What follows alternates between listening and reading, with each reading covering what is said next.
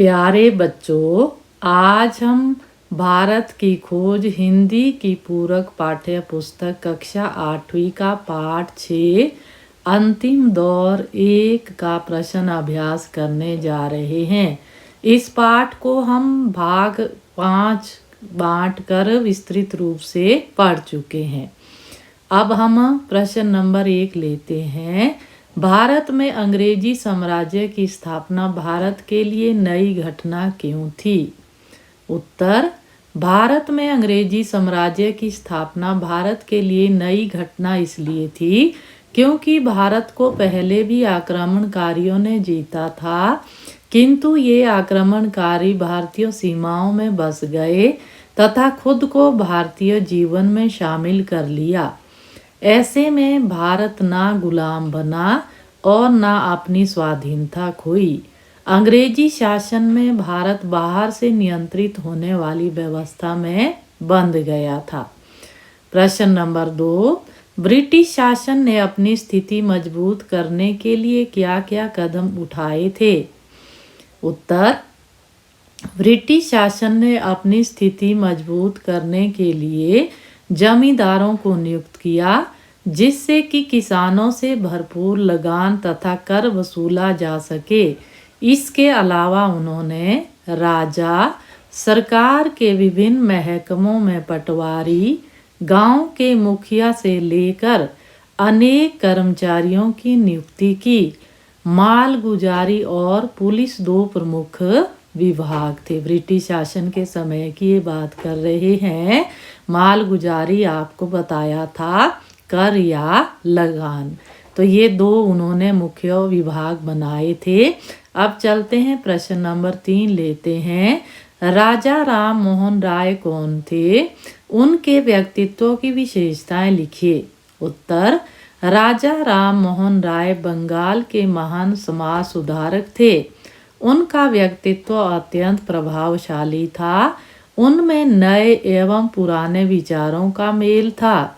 उन्हें भारतीय दर्शन और विचारधारा का गहरा ज्ञान था। वे अरबी, संस्कृत तथा फारसी के विद्वान थे।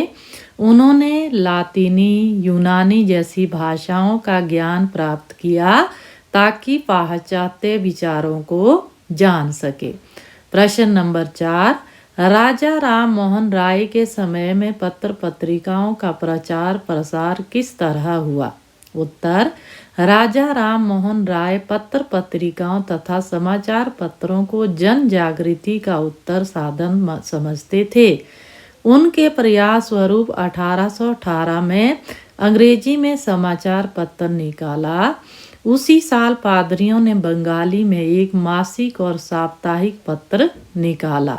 इसके बाद अंग्रेजी और भारतीय भाषाओं में कलकत्ता, वर्तमान कोलकाता और समाचार पत्र और पत्रिकाएं तेजी से प्रकाशित होने लगी। तो ये पत्र पत्रिकाओं का प्रचार प्रसार की अगर हम बात करें कि उनके समय में 1818 ईस्वी में अंग्रेजी में समाचार पत्र निकाला गया, जिसको आप न्यूज़पेपर भी कहते हैं। तो समाचार पत्र फिर बंगाली में भी, जिसमें मास में एक बार छपता था, महीने में, और एक सप्ताह में एक बार छपता था। इस तरह से बंगाली भाषा में भी समाचार पत्र निकाला गया। अब चलते हैं, अगला प्रश्न लेते हैं। प्रश्न नंबर 5, तात्या टोपे कौन थे? वे अपने उद्देश्यों में क्यों सफल नहीं हो सके? उत्तर, तात्या टोपे 1857 के विद्रोह के श्रेष्ठ छापामार योद्धा, स्वाभिमानी तथा तेजस्वी व्यक्ति थे। उन्होंने अपने युद्ध कौशल से अंग्रेजों को महीनों परेशान किया। अपनी सेना को कमजोर देखकर वे दक्षिण में नर्मदा नदी पार कर मराठों के पास आए। उन्हें यह आशा थी कि मराठे उनकी मदद करेंगे, पर उनके साथ धोखा हुआ और वह अपने उद्देश्यों में सफल ना हो सके। जो उनके अपने ही आदमी थे, मराठे थे, उन्होंने ही उन्हें धोखा दे दिया, जिस कारण वो अपने उद्देश्यों में सफल नहीं हो सके। तो तात्या टोपे के बारे में आप इतिहास में भी पढ़ चुके हैं कि एक महान स्वतंत्रता सेनानी वह रहे हैं, तात्या टोपे, 1857 के विद्रोह के। तो ये सब बातें आपने इतिहास की पुस्तक में भी पढ़ी होती हैं। तो यहाँ आपको फिर से एक बार ये दोहराई जा रही है कि तात्या टोपे कौन थे। तो ये सबसे तेजस्वी माने जाते हैं, स्वाभिमानी और वीर योद्धा 1857 के स्वतंत्रता संग्राम के। अब लेते हैं छठा प्रश्न, प्रश्न नंबर 6। दयानंद सरस्वती कौन थे? उन्होंने समाज सुधार के क्षेत्र में क्या क्या कार्य किए? उत्तर, दयानंद सरस्वती 19वीं शताब्दी के उत्तरार्ध के जाने पहचाने समाज सुधारक थे। उनका नारा था वेदों की ओर लौटो। इसका प्रसार पंजाब तथा संयुक्त प्रदेश, वर्तमान में उत्तर प्रदेश और उत्तराखंड के हिंदू वर्ग में हुआ। उन्होंने लड़के लड़कियों की शिक्षा में समान प्रसार, स्त्रियों की स्थिति में सुधार तथा दलित जातियों को ऊंचा उठाने में महत्वपूर्ण कार्य किया। प्रश्न नंबर 7। स्वामी विवेकानंद के व्यक्तित्व की विशेषताएं लिखिए। उत्तर, स्वामी विवेकानंद रामकृष्ण परमहंस के शिष्य थे। उन्होंने रामकृष्ण मिशन की स्थापना की, जिसमें सांप्रदायिकता नहीं थी। उन्हें भारत की विरासत पर गर्व था। वे अतीत और वर्तमान के मध्य सेतु थे। वे बंगला और अंग्रेजी भाषा के ओजस्वी वक्ता थे। भारत को आगे लाने में उनमें गहरी लगन थी। वे उदास और पतित समाज के लिए संजीवनी बनकर आए। 1893 में उन्होंने अंतर्राष्ट्रीय धर्म सम्मेलन में भाग लेकर भारत का नाम रोशन किया। तो ये दयानंद सरस्वती और स्वामी विवेकानंद के बारे में यहाँ हमने जाना कि इन दोनों ने भारत में किस तरह से एक समाज सुधारक का काम किया, सांप्रदायिकता को ख़त्म किया और स्त्रियों को शिक्षा में सुधार, पुरुष और स्त्रियों को समान शिक्षा के अधिकार, ये सब प्रयास इनके द्वारा किए गए। अब चलते हैं, अगला प्रश्न लेते हैं, प्रश्न नंबर 8। 19वीं शताब्दी के प्रमुख समाज सुधारकों का नाम उल्लेख करते हुए उनके प्रमुख कार्यों का वर्णन कीजिए।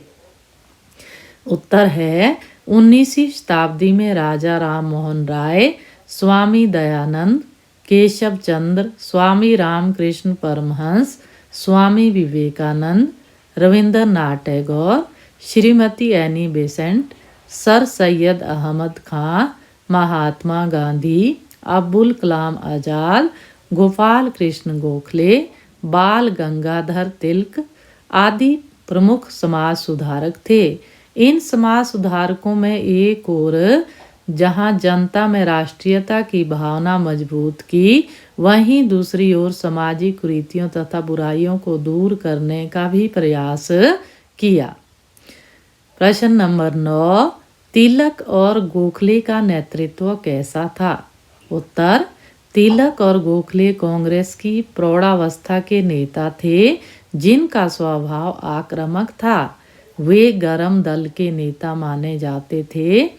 उनका विश्वास गांधी जी की तरह निवेदन करके कुछ मांगने के बजाय अपना हक छीन लेने में था।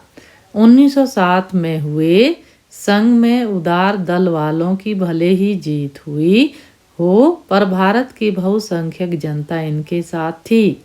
इनकी गतिविधियां हिंसक तथा आक्रामक होती थी। तो ये उनका नेतृत्व इस तरह का कुछ रहा है। तिलक और गोखले का हिंसक प्रवृत्ति के वो रहे हैं। उन्होंने गांधी जी की तरह सत्य और अहिंसा का रास्ता नहीं अपनाया। तो बच्चों, हमने ये पाठ 6 अंतिम दौर 1 के प्रश्न अभ्यास जाने। तो इन प्रश्नों के उत्तर आपको समझ आए होंगे। तो आज की वीडियो में बस इतना ही।